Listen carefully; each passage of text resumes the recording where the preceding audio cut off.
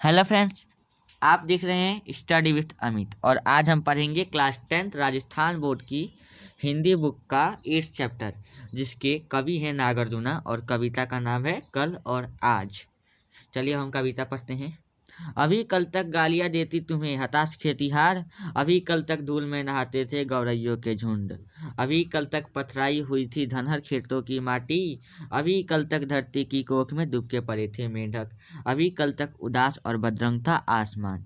चलिए हम इसका व्याख्या देखते हैं।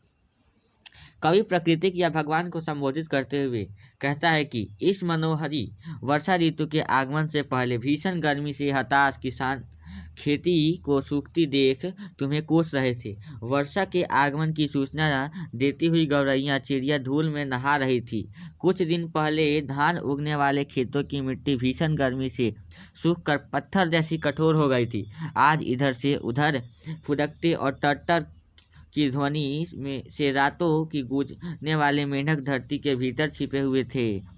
आज यह सब मेघों से घिरा हुआ सज्जल आकाश कुछ दिन ही पहले वीरान उदास सा और फीका फीका सा दिखाई दे रहा था, किंतु वर्षा ऋतु के आते ही सब सारा परिदृश्य बदल गया। चारों ओर शीतल सज्जल और मन से तरंगित करने वाले दृश्य दिखाई दे रहे हैं। चलिए हम इसका नेक्स्ट पैराग्राफ देखते हैं। और आज ऊपर ही ऊपर तन गए हैं तुम्हारे तंबू, और आज छमका रही है पावस रानी बूंदा बूंदियों से अपनी पायल, और आज चालू हो गई है झिंगुरों की सहनाई विराम। चलिए हम इसका व्याख्या करते हैं। कवि इसमें कहते हैं कि ग्रीष्म ऋतु के बाद वर्षा ऋतु के आते ही प्रकृति का सारा परिदृश्य बदल गया है। कल तक वीरान और बदरंग लगने वाला आसमान में अब बादलों की सज्जल तंबू तन गए हैं। सांवले सलोन मेघों के किसानों का उदास मुख पर मुस्कान बिखर दी है।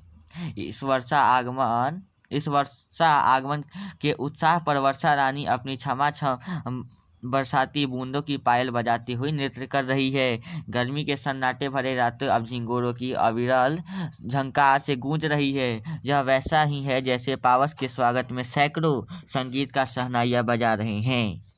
अब चलिए हम इसका नेक्स्ट और लास्ट पैराग्राफ देखते हैं। और आज जोरों से कूक पड़े नाचते थिरकते मोर, और आज आ गई वापस जान दूब की झुलसी सिराओं के अंदर, और आज विदा हुआ चुपचाप ग्रीष्म समेट कर अपना लाभ लश्कर। चलिए हम इसका व्याख्या करते हैं। कवि कहते हैं कि कल तक ग्रीष्म ऋतु से उजड़े और उदास वनों में अब मोरों की मनमोहक कूके यानी उनकी ध्वनि सुनाई दे रही है। उन्होंने अपने प्रिय घनश्याम के आकाश में छा जाने पर मोर मस्त होकर नाच रहे हैं। जिस दूब की कोमल काया को गर्मी ने अपने ताप से झुलसा दिया था, आज वर्षा की बूंद पड़ते ही उसकी नसों में फिर से रक्त संचार हो उठा। धूप फिर से हरी भरी हो गई है। अपने उत्ताप से सारे जगत में ताप देने वाला ग्रीष्म ऋतु वर्षा के आते ही अपना सारा ताम झाम सेना और शस्त्र समेट कर चुपचाप खिसक गई। वर्षा से पराजित गर्मी लज्जित होकर अब संसार से विदा हो गई।